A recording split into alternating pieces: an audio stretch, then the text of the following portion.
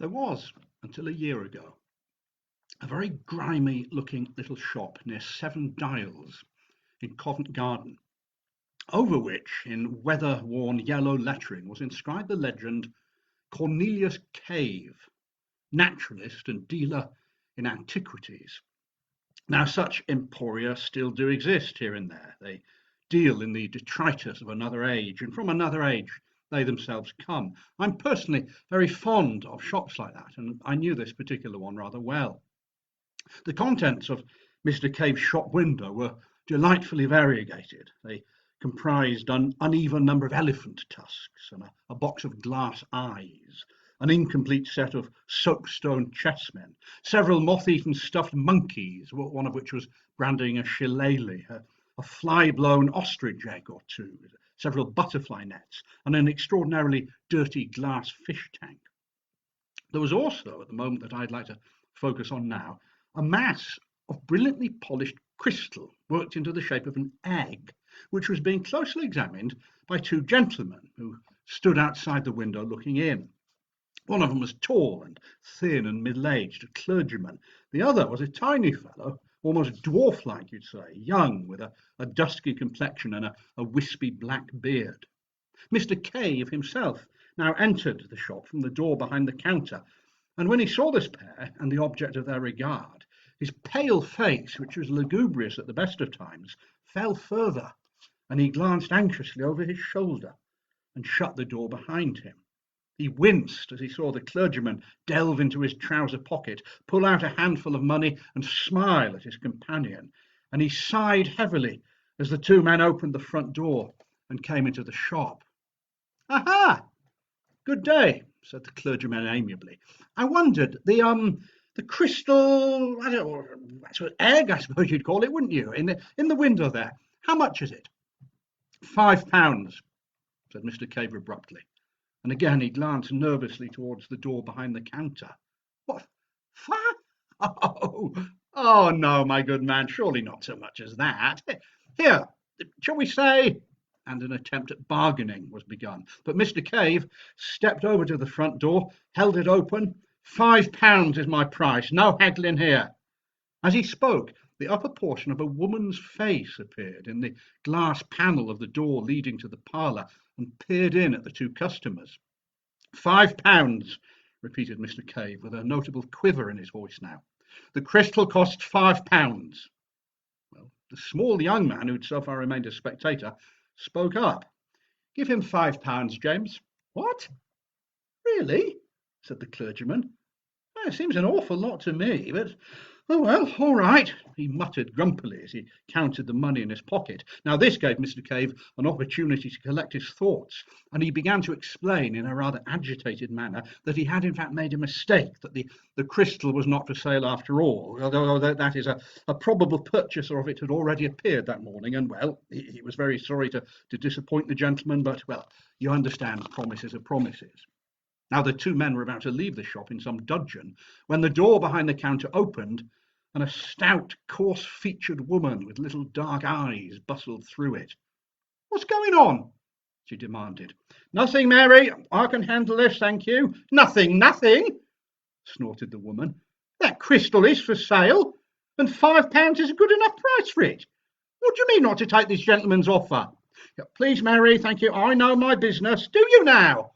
"I sometimes wonder, I really do."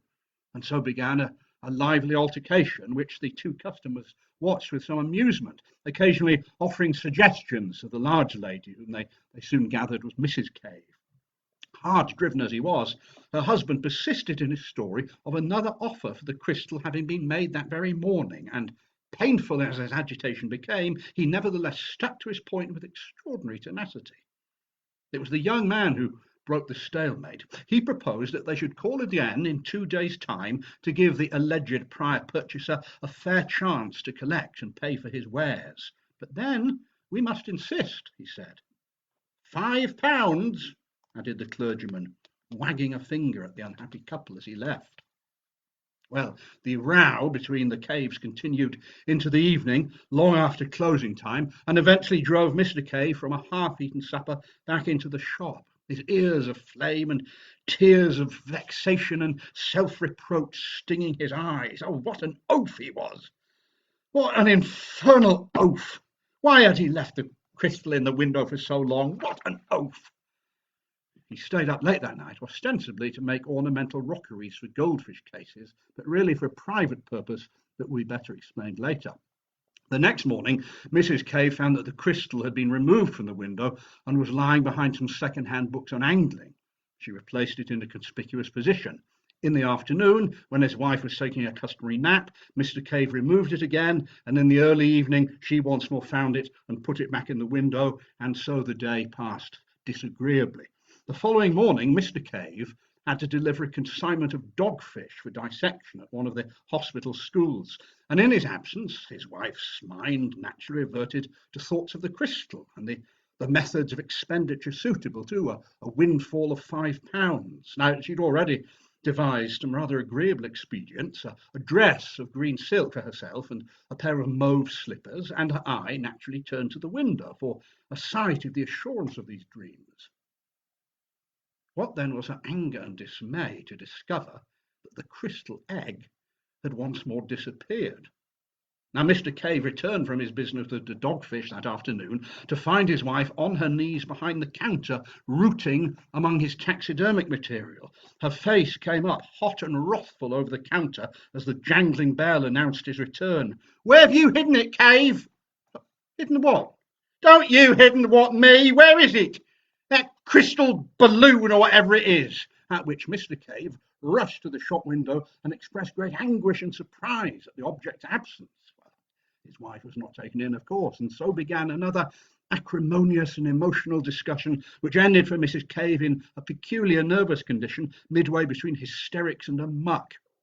The next morning, the clergyman and his friend called again and were received by a tearful Mrs. Cave. It transpired that no one could imagine all that she'd stood from her husband at various times in her married pilgrimage, and she gave a garbled account of the crystal's disappearance.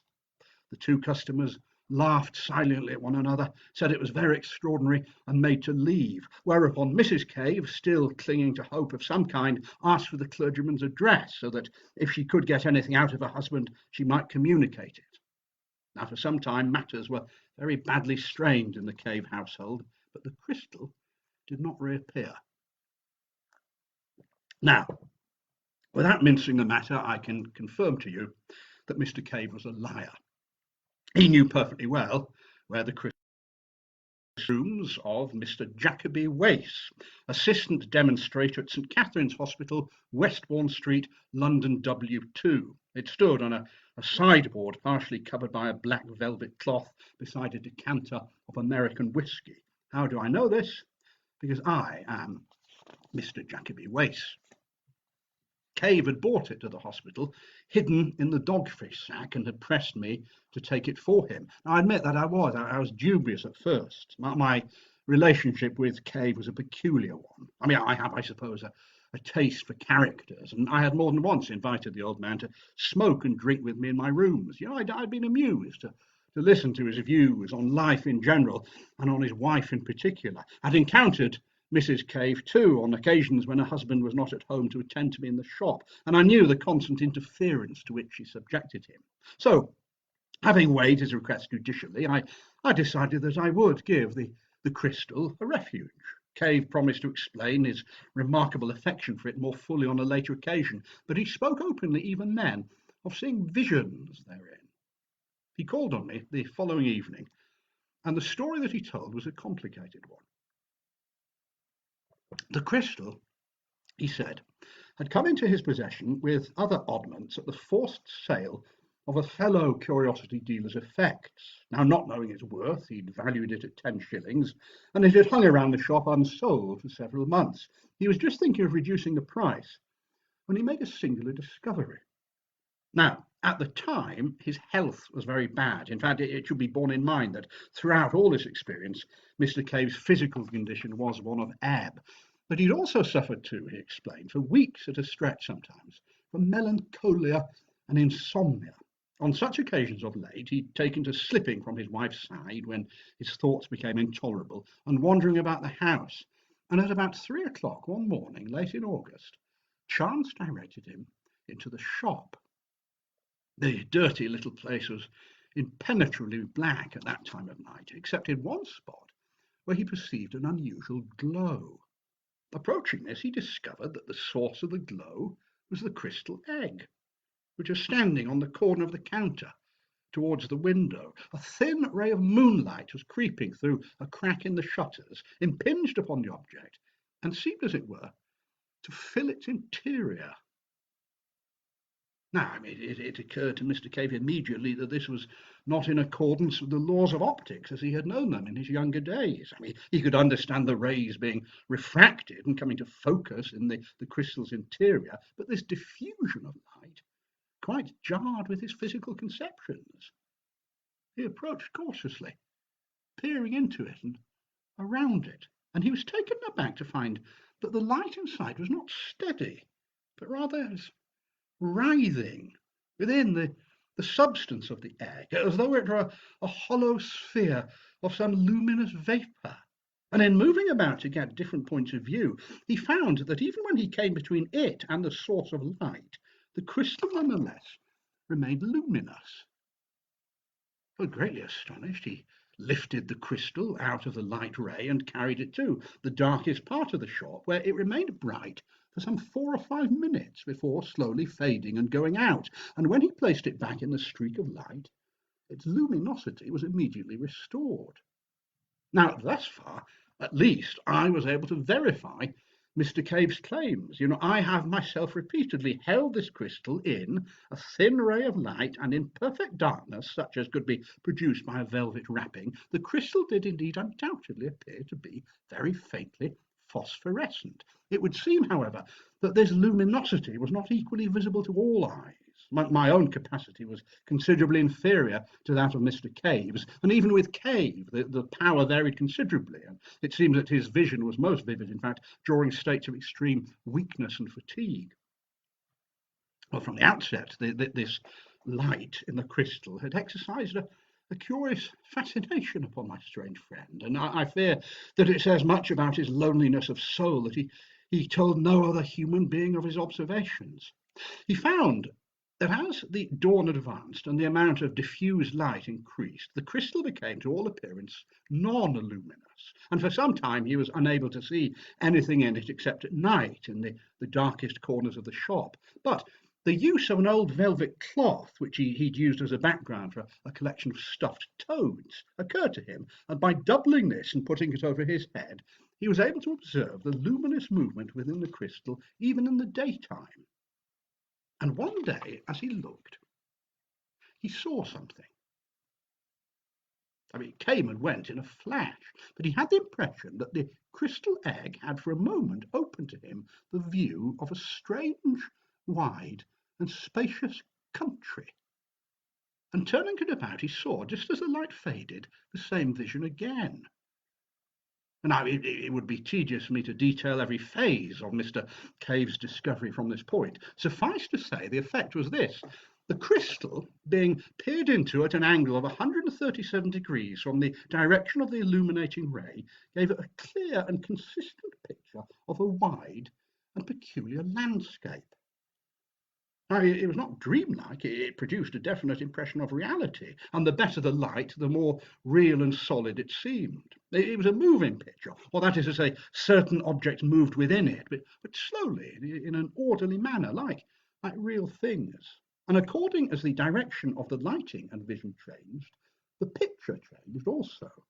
Now, Mr. Cave's statements were extremely detailed, and I can assure you that they're entirely free from that emotional quality that taints hallucinatory impressions. But it must also be remembered that all my own efforts to see anything clear in the faint opalescence of the crystal were wholly unsuccessful.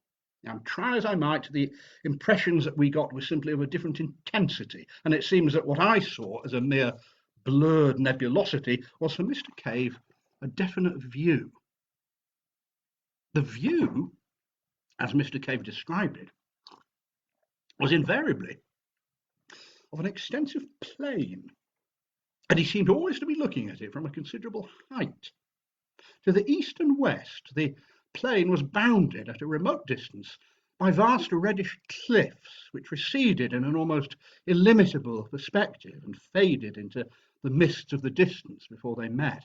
He was near the eastern set of the cliffs. On the occasion of his first vision, the sun was rising over them, and black against the sunlight and pale against their shadow appeared a multitude of soaring forms which Mr. Cave immediately described as birds.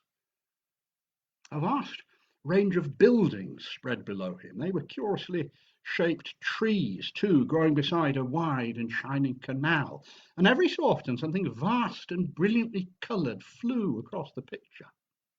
Now, the first time that Mr. Cave saw these images, he saw only in flashes. His hand shook, his head moved, the vision came and went and grew foggy and indistinct. And at first he had the greatest difficulty in finding the picture again once the direction was lost. His next clear vision, however, which came about a week after the first, showed him a view down the length of the valley. It was evening now, and the view was different, but Cave had a curious persuasion, which subsequent observations confirmed, that he was regarding this strange world from exactly the same spot, although looking in a different direction. The long facade of the great building, whose roof he'd looked down upon before, now receded in perspective, but he recognised the roof.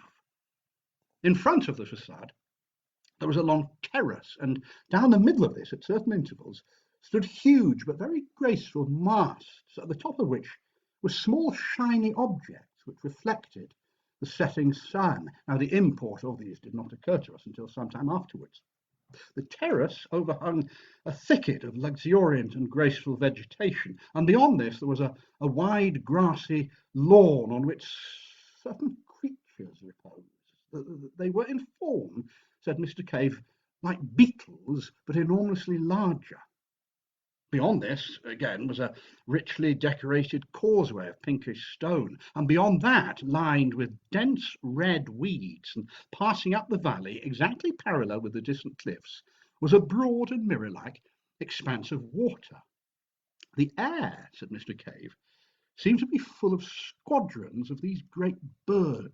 He described them manoeuvring in stately curves, and across the river was a multitude of splendid buildings, richly coloured and glittering with metallic tracery among a forest of mossy lichenous trees. Suddenly, something flapped across Mr. Cave's view, like the fluttering of a jewelled fan, and a face, or rather the upper part of a face, with very large eyes, came close to his own, as if on the other side of the crystal. Now, Mr. Cave was so startled and impressed by the absolute reality of those eyes that he drew his head back from the crystal to look behind it. He'd become so absorbed in watching that he was quite surprised to find himself in the musty darkness of his little shop. And as he blinked about him, the glowing crystal faded and went out. Well, such were the first general impressions of Mr. Cave. I mean, from the outset, he explained to me, his imagination was strangely affected.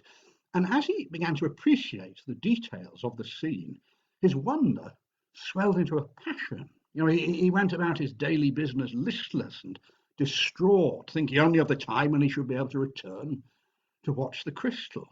And then, a few weeks after his first sight of the valley, came those two customers, the stress and excitement of their offer, that narrow escape of the crystal from sale. Now, you see, while the thing was Mr. Cave's secret, it remained a mere wonder, a thing to creep to covertly and peep at as a child might peep upon a forbidden garden. But, well, I suppose that as a scientist, you see, I have a rather more lucid and consecutive habit of mind. And directly the crystal and its story came to my notice, I proceeded to develop the matter more systematically. Mr. Cave was only too willing to visit my rooms to feast his eyes upon his wonderland. He came every night from 8:30 until 10:30, sometimes even in my absence during the day. He came on Sunday afternoons too. From the outset, I made copious notes, and well, I don't think it's boastful to assert that it was due to my scientific method that the relation between the direction from which the initiating ray entered the crystal and the orientation of the picture was eventually proved. which meant that in a short while we were able to survey the valley in any direction that we desired. Right, so having cleared the way, allow me to give you a more detailed account of this world within the crystal. Now, the things that I'm going to describe are in all cases seen by Mr. Cave alone. The method of working was invariably for him to watch the crystal and report what he saw to me while I took notes. As a science student, I'd long ago perfected the trick of writing in the dark. When the crystal faded, it was put into its box in the proper position, the electric light was turned on, and I then asked further questions and suggested observations to clear up difficult points. I mean, nothing, in fact, could have been less visionary and more matter of fact. So, well, Mr. Cave's attention, you see, had been immediately attracted by the bird-like creatures that he'd seen in each of his earlier visions.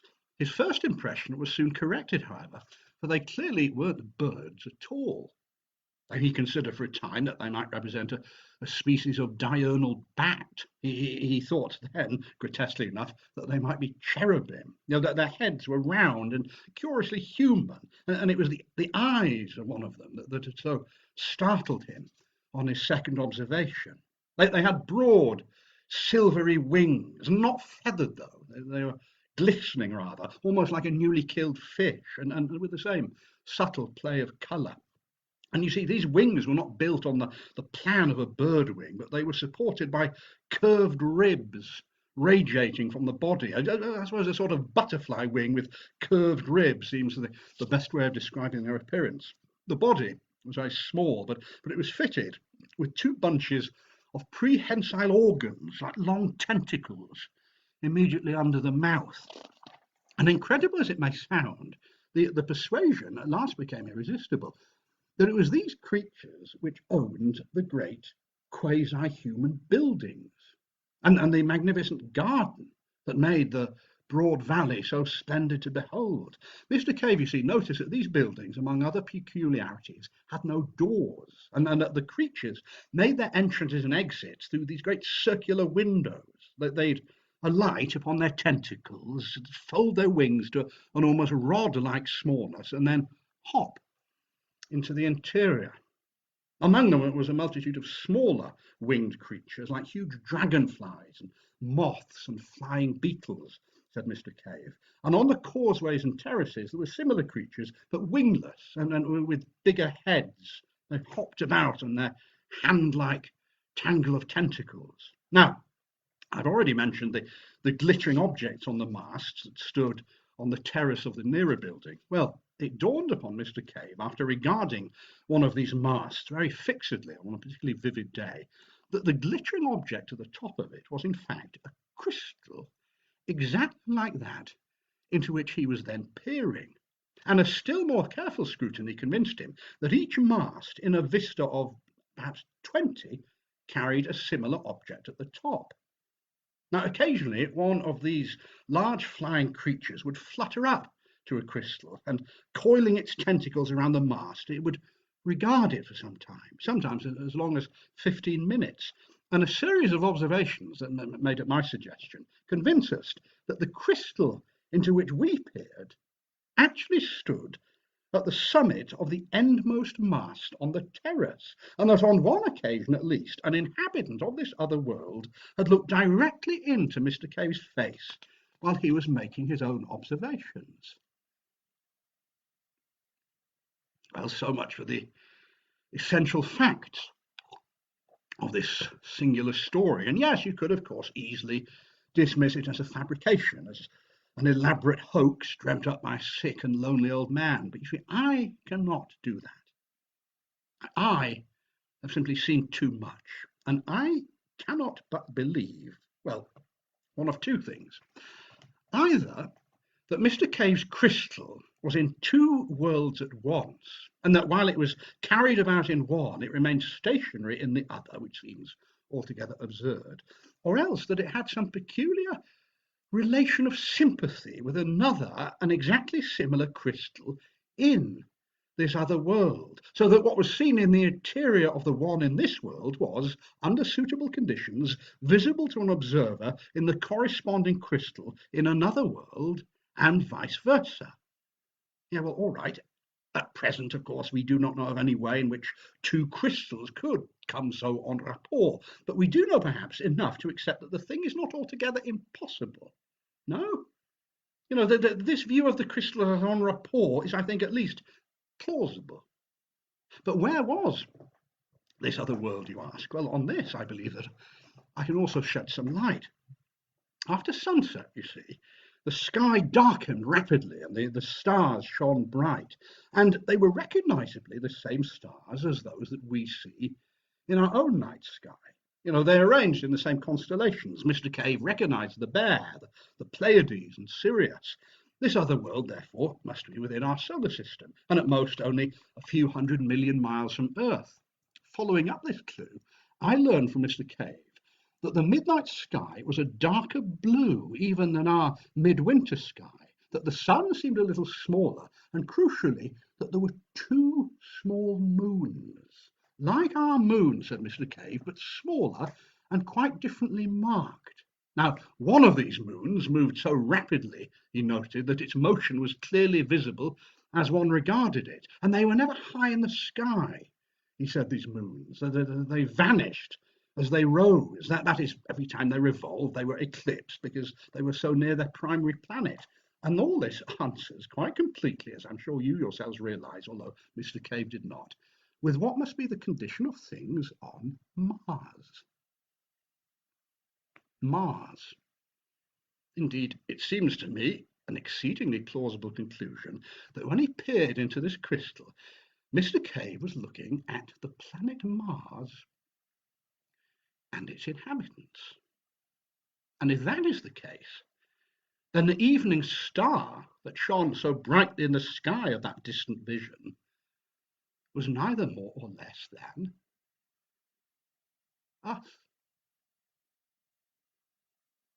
It was the Earth.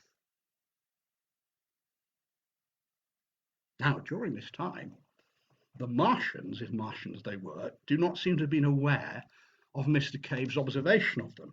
Once or twice one would come to peer from its side of the crystal, but it would always go away very soon to some other mast, as though the vision was somehow unsatisfactory. And so during this time, Mr. Cave was able to observe the proceedings of this world undisturbed. I mean, his report is, of course, vague and fragmentary. I mean, he was never able to ascertain, for example, if the winged Martians were the same as the Martians who hopped about the causeways and terraces, and if the latter could put on wings at all. I mean, if to imagine for a moment the incomplete impression of humanity that a Martian observer would get, who, after a difficult process of preparation and with considerable fatigue to the eyes, was able to peer at London only from the steeple of St. Martin's Church for stretches at longest of 4 minutes at a time. I mean, this vagueness is, I think, entirely understandable. Several times Mr. Cave saw certain clumsy bipeds, dimly suggestive of apes, he said, white, partially translucent, feeding among certain of the lichenous trees. And once he watched as some of these fled before one of the hopping round-headed Martians. The latter caught one in his tentacles, and then the picture suddenly faded, leaving Mr. Cave most tantalizingly in the dark. On another occasion, a vast thing that Mr. Cave thought at first was some giant insect appeared, approaching along the causeway beside the canal with extraordinary rapidity. And as it drew nearer, Mr. Cave realized with a shock that it was a machine. It was a mechanism of shining metals of extraordinary complexity. And when he looked again, the thing had simply passed out of sight. He seemed oddly disturbed by that vision, I remember now. Well, these observations took us up to early November, and then Mr. Cave, feeling that the suspicions of his wife had been allayed, began to take the crystal to and fro with him so that he might comfort himself more readily with what was fast becoming the most real thing in his existence. In December, my own work in connection with a forthcoming examination became heavy, and for 11 days I saw nothing of my peculiar friend. But then, you see, I began to grow anxious myself to resume our investigations, and the stress of my seasonal labours being abated, I went down to the shop in Seven Dials. At the corner, I noticed a shutter before a bird fancier's window, and then another at a cobbler's. Mr. Cave's own shop was closed. Well, I rapped, and the door was opened by Mrs. Cave, who was, I could not but observe, all dressed in black. She'd just returned from Highgate, she explained. She'd been crying. Her voice was a little thick. And without any very great surprise, I learned that Mr. Cave was dead and already buried. His wife's mind seemed to be occupied with her own prospects, of course, but I was able to learn something of the particulars of his passing. Mr. Cave had apparently been found dead in his shop in the early morning the day after his last visit to me, and the crystal egg had been clasped in his stone-cold hands. Mrs. Cave had discovered the body herself. She couldn't find the words to describe the expression on her dead husband's face, but it made me feel so very, very sorry for him, she said, and she started weeping again. The doctor told her that he must have been dead for 5 or 6 hours. Why, it was a shock to me too, of course. I reproached myself bitterly for having ignored the old man's obvious ill health. But all right, yeah, I admit that my chief thought was of the crystal. I approached the topic gingerly because I knew Mrs. Cave's peculiarities, and I was absolutely dumbfounded to learn that it had already been sold. Mrs. Cave's first impulse, directly her husband's body had been taken upstairs, had been to write to the clergyman who'd offered her £5 for the thing, informing him of its recovery. But after a violent hunt, she couldn't find his address anywhere. Now, as she was without the means required to mourn and bury Mr. Cave in the style that the dignity of an old Seven Dials inhabitant demands, she'd appealed to a friendly fellow tradesman in Great Portland Street. He had very kindly taken over a portion of the stock at a valuation. The valuation, of course, had been his own, and the crystal egg was included in one of those lots. After a few suitable, if admittedly rather hurried condolences, I made my way to Great Portland Street, where I learned that the crystal egg had already been sold to a tall, dark man in a grey suit. And I'm sorry to say that that is where the material facts in this story come to an abrupt end. The Great Portland Street dealer didn't know who the tall, dark man in grey was, nor had he observed him with sufficient attention to describe him in any detail. He couldn't say how tall he was or whether he wore a beard. He did not, in fact, seem to have any recollection of his face at all, which I must say I found very odd. For a time, I remained in his shop, trying his patience with my hopeless questions, and then at last realizing that the whole thing had passed out of my hands, I returned to my rooms, a little astonished to find all the notes that I'd made still tangible and visible on my writing table. Well, I leave it to you to imagine my frustration and disappointment. A few days later, I made a second call to Great Portland Street, equally ineffectual.